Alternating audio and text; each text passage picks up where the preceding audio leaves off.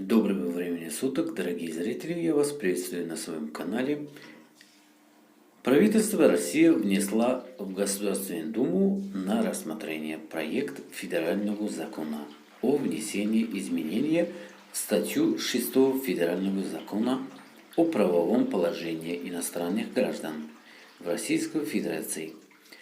Проектом закона предлагается, что квота на выдачу разрешения на временное проживание иностранному гражданину будет выделяться индивидуально.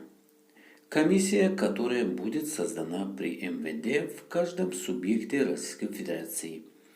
Порядок формирования комиссии будет определен правительством России.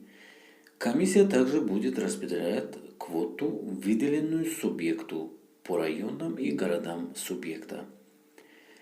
Такая практика в последние пару лет имеет место быть в некоторых областях и краях России.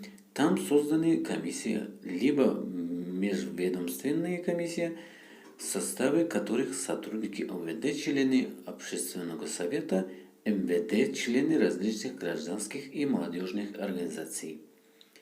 Соискатель квоты на выдачу разрешения на временное проживание заполняет анкету, в которой подробно рассказывает о имеющемся у него образовании, наличии профессии или специальности близких родственниках, которые уже проживают по разрешительным документам в Российской Федерации или состоящих в гражданстве РФ.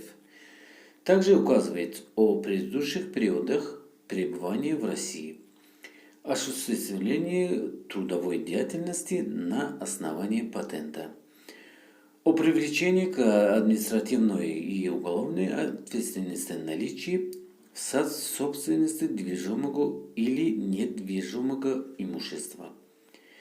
Анкета поступает в комиссию на рассмотрение, и чем больше положительных моментов комиссия обнаружит в анкете, тем выше вероятность выделения вам квоты.